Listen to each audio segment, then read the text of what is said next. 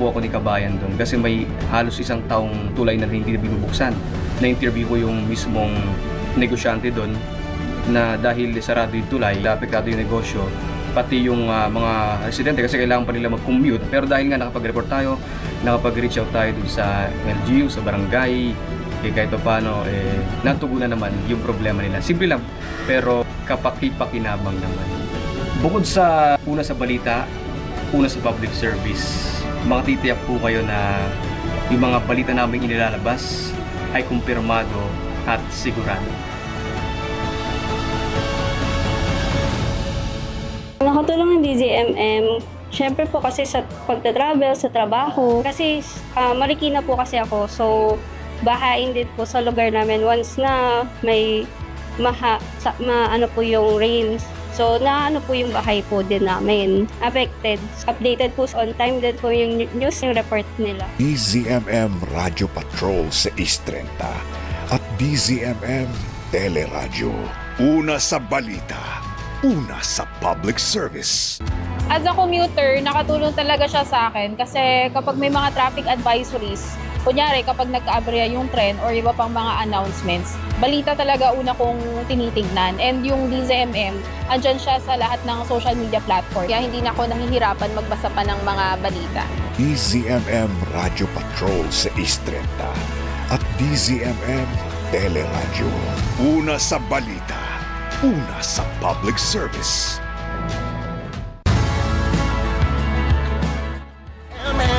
Radyo Patrol sa East 30 nagbabalita, naglilingkod saan man sa buong mundo. DZMM Radyo Patrol sa East 30 tapat at totoo, naglilingkod sa'yo.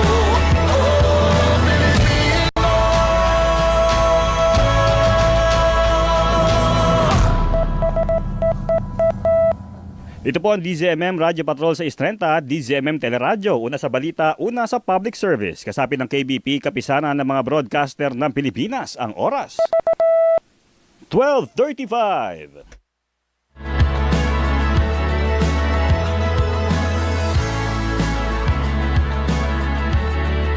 Si Charo Santos Concio sa MMK, sa DZMM at DZMM Teleradyo. Catholic Mass Media Awards Hall of Fame awardee at 20th KBP Golden Dove Awards Best Radio Drama Program. Maalaala mo kaya sa DZMM? Ayoko po sa kanya. I really hate her, Mommy. Masi, minsan kasi natatabunan ng galit at lungkot ang mga puso natin. Kaya ang nangyayari, hindi tayo nakakaramdam ng pagpapatawad. Pero kung ang lahat ng yun ay pakakawalan natin, magiging magaan ang lahat sa atin. Paano ko po siyang patatawarin kung palagi po ako nakakaramdam ng galit? Mami, ayokong lokohin ang sarili ko. Nagpapakatotoo lang naman po ako eh. Pero paano kung dumating yung panahon na wala ka ng pagkakataon na gawin ng tama? Paano kung huli na pala ang lahat? Masi, ayoko kitang magsisi sa bandang huli, anak. Ayokong maramdaman mo yung galit dahil lang sa hindi mo pinili ang magpatawad. Pero baka po, ako rin ang magsisi na nagpatawad po ako.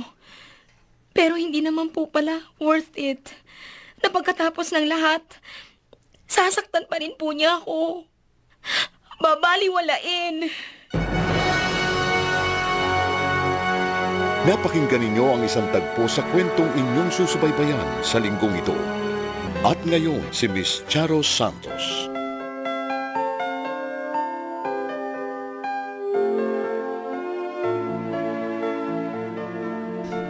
Ang nakaraan. Sa kabila ng revelasyon sa tunay na pagkatao ni Masi, ay hindi nawala ang mga tunay na nagmamahal sa kanya. Pinaramdam ng mga ito na kahit ano paman ang mangyari, ay hindi siya nito iiwan. Ngunit kasabay ng katotohanan ay ang pag-iwas ni Masi na magkita sila ng kanyang tunay na ina. Ayaw kong lokohin ang sarili ko. Ayaw kong magkunwaring okay lang ang lahat, kahit sa loob-loob ko naman ay may galit pa rin akong nararamdaman. Ayoko siyang makita, maamoy, o kahit marinig man lang ang boses. Alam kong masama ang magtanim ng galit pero hindi ko ito maiwasan.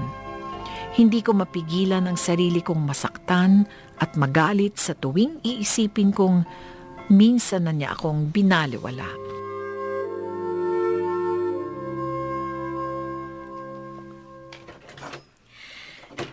Ay, salamat. Nakauwi na rin ako. Makakapagpahinga na ako sa wakas. Masi anak. Hi, ma'am. Hindi na po pala ako makakasabay ngayon sa dinner, ma. Kumain na po kasi kami sa labas ni Carl, so busog na po ako. Tsaka ang dami ko po kasing gagawin na assignments. Tapos tatapusin ko pa po yung research paper ko. Okay lang anak. No problem. Sige po, mami. Aakit na po ako sa kwarto ko. Sandali lang anak. Ma'am? May gusto sana akong sabihin sa'yo. Ano po yun? Nasaan po pala si Daddy? Di ba wala po siyang pasok ngayon? Masi? Hi, Dad. Ano pong... May bisita po pala kayo? Hindi anak. Ikaw ang may bisita. Po? Anak, ikaw na ba yan?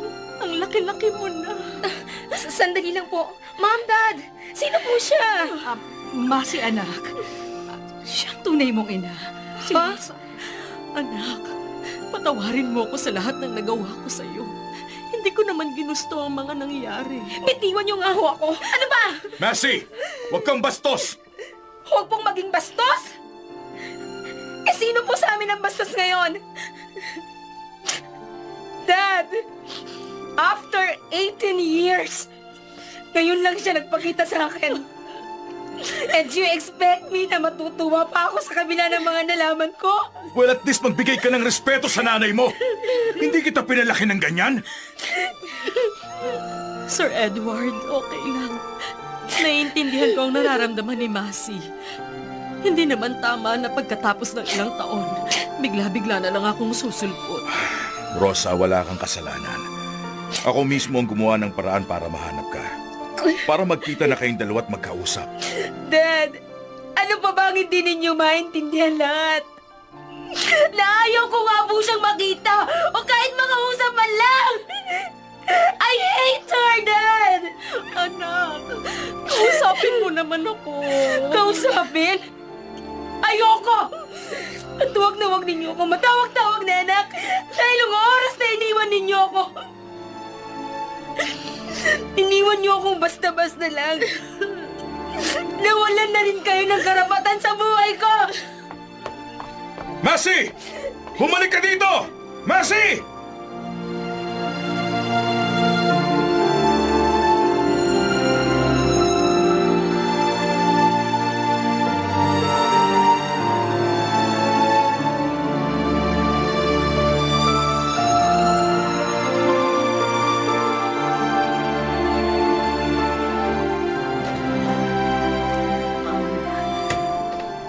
Masi, pwede ba kitang makausap? Sige po, Mami.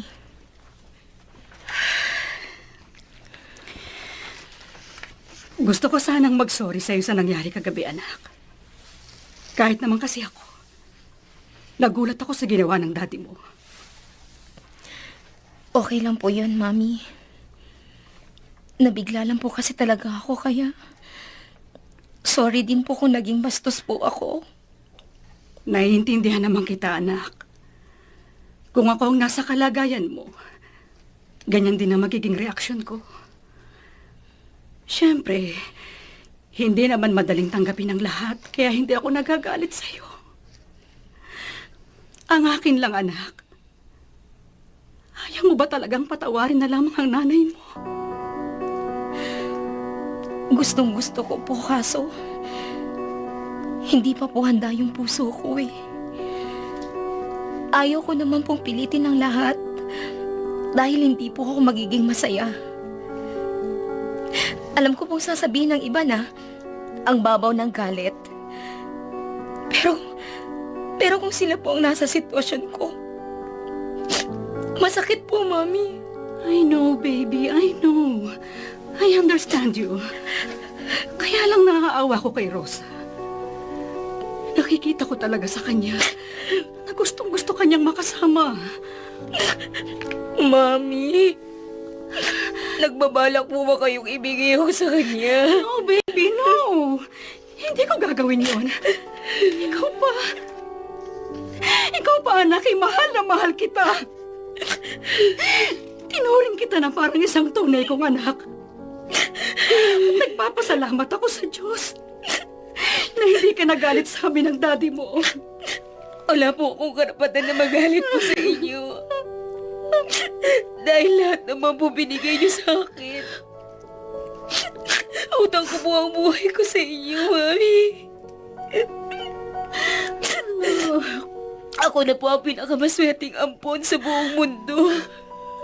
Mahal na mahal ka namin ng daddy mo, anak. Alam kong mahirap sa una. Pero sana bigyan mo ng pagkakataon si Rosa na mapalapit sa iyo. Ayoko po sa kanya, Mami. Galit ako sa kanya. Masi, minsan kasi natatabunan ng galit at lungkot ang mga puso natin. Kaya ang nangyayari, hindi tayo nakakaramdam ng pagpapatawad. Pero kung ang lahat ng yun ay pakakawalan natin, magiging magaan ang lahat sa atin. Paano ko po siya papatawarin kung palagi po ako nakakaramdam ng galit? Mami, ayoko lukuhin ang sarili ko. Nagpapakatotoo lang naman po ako eh. Pero paano kung dumating yung panahon na wala ka ng pagkakataon na gawin ng tama? Paano kung huli na pala ang lahat, Masi? Masi, ayoko kitang magsisi sa bandang huli. Ayokong maramdaman mo yung guilt dahil lang sa hindi mo pinili ang magpatawad, anak. Pero baka ako rin po magsisi na nagpatawad po ako. Pero hindi naman pala worth it. Na pagkatapos ng lahat, sasaktan pa rin po niya ako. Mabaliwalain. Mami. O sige, anak. Sige, ganito na lang. Hahayaan ka muna namin ng daddy mo na mag-isip ng mabuti. Ayaw kitang pilitin sa isang bagay na ayaw mo pang gawin. Pero sana, anak, sana lang ma-realize mo ang lahat ng sinasabi namin. Na minsan, kailangan mong magpatawad para maging masaya ka. Basta huwag mong kalilimutan. Nandito lang kami ng daddy mo palagi para sa'yo. Salamat po, Mami. Salamat. You're always welcome, baby.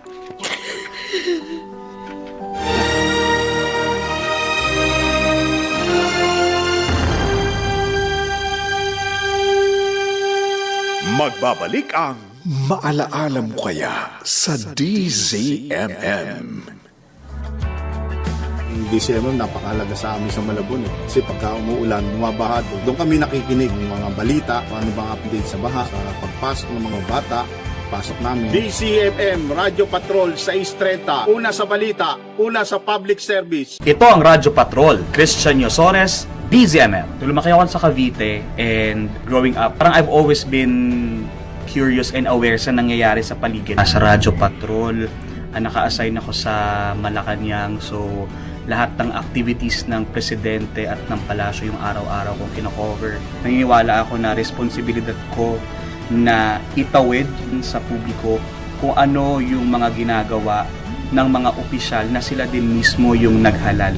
Ang pagrespeto, mahalaga. Ang paggamit ng po, opo, at pagmamano ay timeless. Walang expiration date yan at hindi yan nababago sa kahit na anong henerasyon. Kailangan sa bawat pag-usad ng panahon, naririyan pa rin ang respeto, naririyan pa rin ang pagtatangi na sa mga nakatatanda.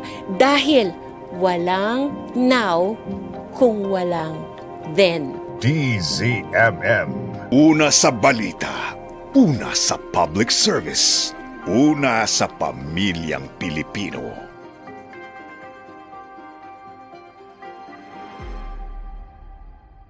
Pag-ibig, tagumpay, at mga kwentong no filter. Dear Chang Ami, tulad nga po ng mga sumusulat sa inyo, gusto ko rin po sanang ibahagi ang kwento ng pag-ibig ko. May kasama kang makikinig sa'yo. Matapos ang matinding sakit na naranasan ko sa dati kong asawa, hindi ko na naisip pa ang muling magmahal. It's a form of learning. Sama po doon yung experience of love. Ako to, si Chang Ami. Open na open yan na pag-usapan dito po sa Ako To si Chang Ami. Kasama si Chang Ami Perez mula Lunes hanggang Biyernes, alas 3 ng hapon sa DZMM. Ito ang Radyo Patrol, Trisha Lindo, DZMM. Lumaki po ako sa Angeles City sa Pampanga. Sumasali ako sa mga school paper. So, dun po talaga din ako namulat. Work natin as a journalist is to make sure that they will be heard. Dun ko nakita na kapag talagang may pinaglalaban ka, huwag mong tanungin kung mahirap, tanungin mo kung mahalaga. Lagi kong isipin, para kanino ko ba ito ginagawa? Gaano ba siya kahalaga para dun sa mga tao na dapat marinig? ZMM.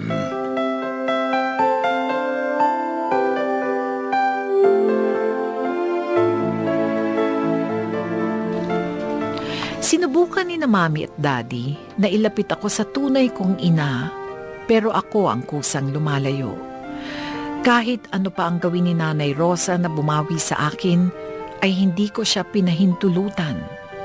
Nakikipagmatigasan ako dahil kahit kailan, kahit anong gawin niya, ay hindi ko siya magagawang patawarin. Hindi siya magkakaroon ng papel sa buhay ko.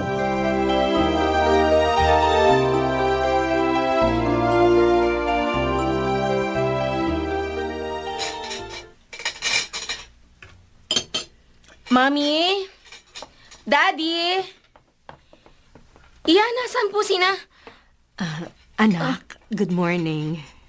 Anong ginagawa mo dito? Nagsabi kasi sa akin ng mami at daddy mo na pupunta muna sila sa Cebu. Saktong nagbabakasyon ng kasambahay nyo, kaya ako na lang ang pinapunta nila dito. So, nandito ka para maging temporary maid namin? Parang ganun na nga. Saka para mabantayan din kita. Ay, heto nga pala, nagluto ako ng omelette. Ito raw ang paborito mong kinakain tuwing umaga. Pinagtimpla na rin kita ng gatas mo. Fine.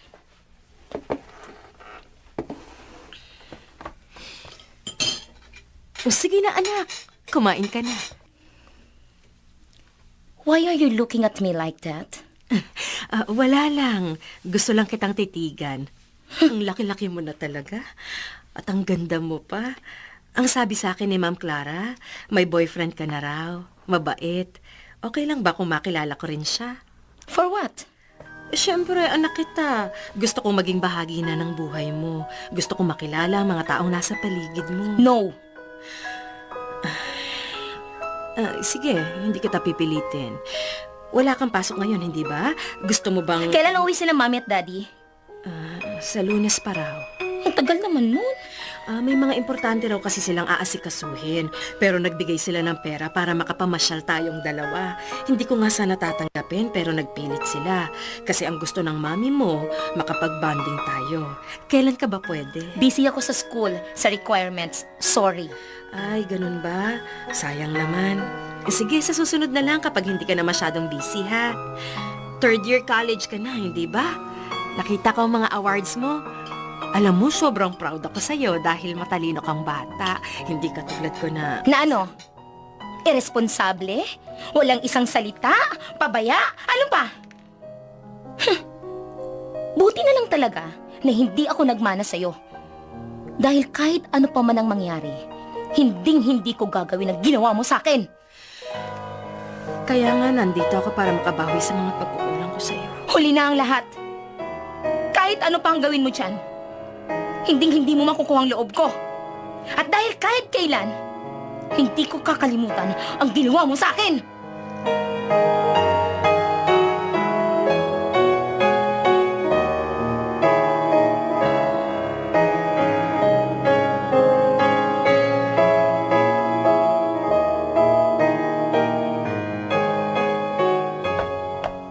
Hi, babe. Hi. Ano, ready ka na? Hindi pa eh. Last 15 minutes. Kumain ka na ba? Gusto mo ba ng maiinom? Oh, hindi na. Nasikaso na ako ng bago niyong kasambahay. Nasaan nga pala si Yaya Tasing? Umalis na ba yun? Hindi, nagbakasyon lang. Temporary lang yung bago dito sa bahay. Kaya hanggat hindi pa umuwi si Yaya Tasing. Nakapagpaalam ka na ba sa mami mo na aalis tayo ngayon? Oo. Hindi naman ako pwedeng umalis na hindi nagpapaalam eh. Pagagalitan ako noon. Basta as usual, bawal magpagabi, okay? Nakababa ka na pala, anak. Kanina ka pa hinihintay nitong bisita mo, oh. Aalis na ba kayo? Anak? Hindi pa pala niya ako napapakilala. Ako si Rosa, nanay ni Masi. Ikaw si Carl, hindi ba? Boyfriend ni Masi? Naku, magandang hapon po sa inyo. Pasensya na po kayo, hindi ko alam. Hindi ako nakapagbigay galang sa inyo. Baliwala lang yun sa akin.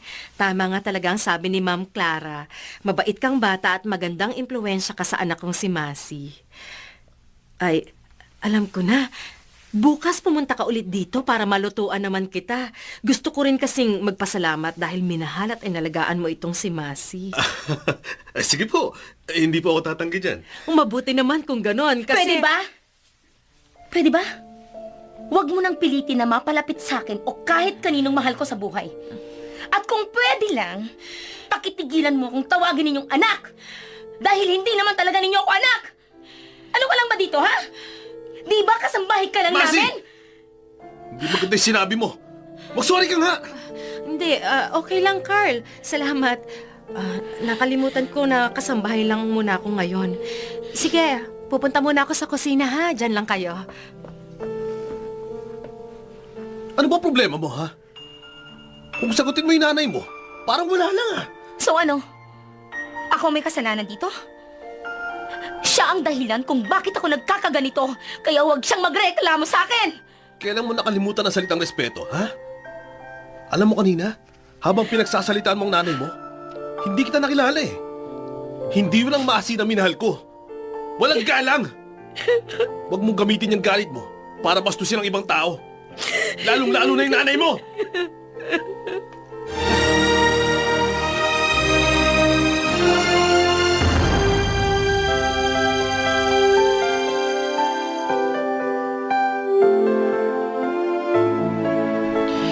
Alam kong sumusobra na ako, na minsan wala na sa lugar ang pagtataboy sa kanya. Pero sa tuwing iisipin kong minsan na niya akong iniwan at binaliwala, mas lalong tumitindi ang galit ko. Ito ang galit na parang wala ng paraan para mawala pa, na habang buhay nang nandito sa puso ko.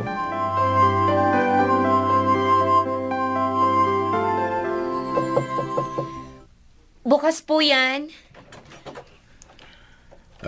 Masi, Ikaw po pala yan, Daddy. Bakit po? may gagawin ka ba bukas? Parang wala naman po, Dad. Hindi lang po ako sigurado kung may meeting po kami bukas para sa isang group project. Okay. Let me know para maayos ko ang lahat. Bakit po? May pupuntahan po ba tayo? Pwede ko naman pong sabihan sila na hindi ako makakasama. Hindi naman po masyadong importante yun eh. Nagpaplano kasi akong umuwi tayo sa Bohol para makapagbakasyon. Talaga po, Daddy? Tayo po ni na Mami? Yes. Oh, yes. And you can bring Carl if you want. Ako nang bahala sa plane ticket. Birthday gift ko na yun sa kanya. Wow! Thanks, Dad. I'm sure mag-i-enjoy po tayong apat doon. Munti ko na makalimutan. 5 tayong pupunta doon. Po? 5? Bala ko kasing isama si Rosa para naman makapag-banding kayong dalawa. Daddy naman. Ayoko po siyang kasama. Dad, please. Masi, hindi na ako natutuwa kung paano mo pakitunguhan ng nanay mo. Habang tumatagal, nagiging bastos ka na.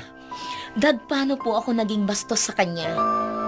Kung ano mang klase ang pakikitungo ko po sa kanya ngayon, kasalanan niya yun. Stop blaming her. Then stop pushing me to her. Ayaw ko nga po sa kanya eh. Hindi pa po ako handa, Dad. And the more na pinipilit niyo ako sa babaeng yon, mas lalo akong lumalayo sa kanya. Hindi na kita maintindihan. Subukan mo lang na kilalanin mo siya.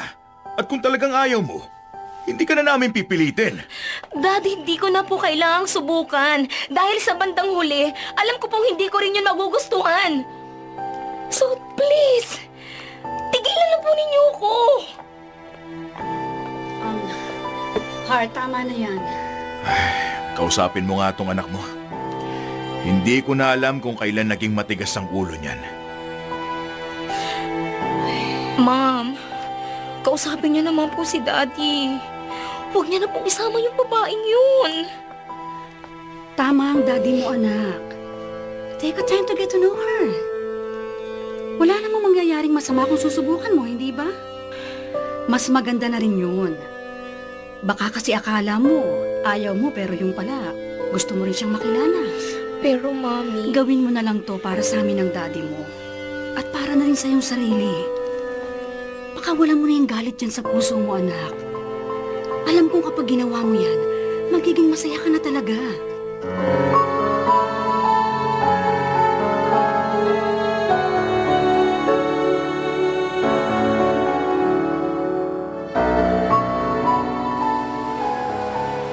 Masi, bakit nandito ka sa labas?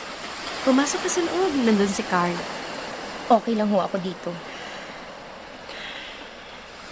Salamat nga pala dahil pumayag ka nang makasama ako dito sa outing ninyo, ha? Nakakahiya nga kina ma'am dahil sila lahat ang gumastos. Hindi nga sila pumayag na babayaran ko rin, tapos... Bakit bigla mo na lang akong iniwan noon? At bakit gusto mo akong ipalaglag? Ganun na lang ba ako kawalang halaga sa'yo? Hindi naman sa ganoon. Ano? Kasi kahit anong isip ko na mga posibleng dahilan mo, hindi ko pa rin talaga matanggap. Hindi ko maintindihan.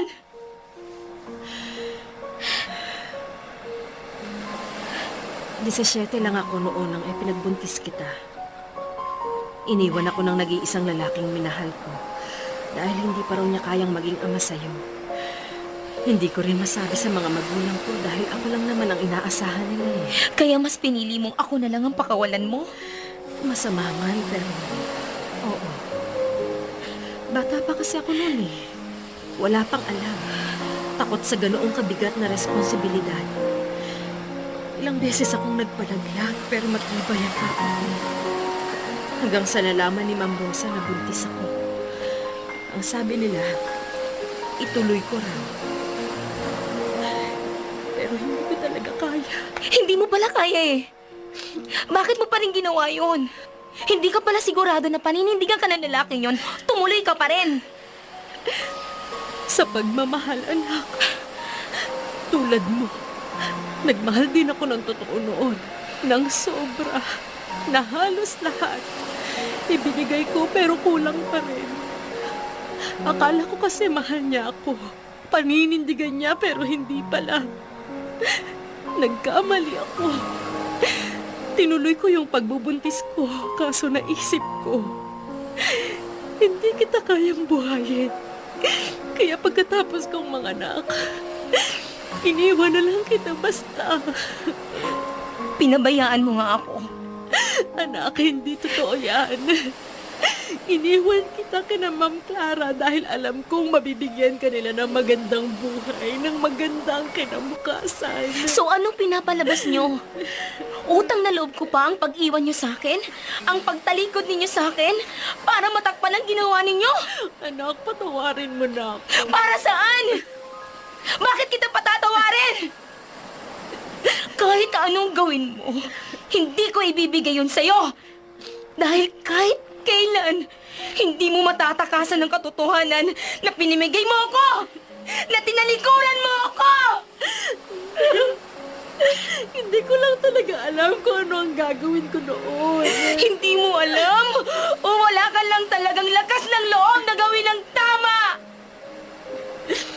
Kung ang ibang nanay dyan, gagawin ang lahat para lang hindi sila magkahiwalay ng anak niya.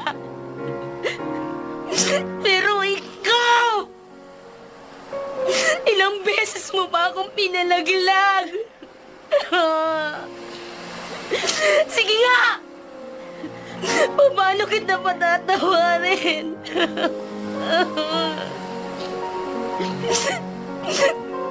Wala akong pakialam kung matagal na yun. Kung nangyari na yun. Dahil yung sakit at galit, nandito pa. Nandito pa rin sa puso ko!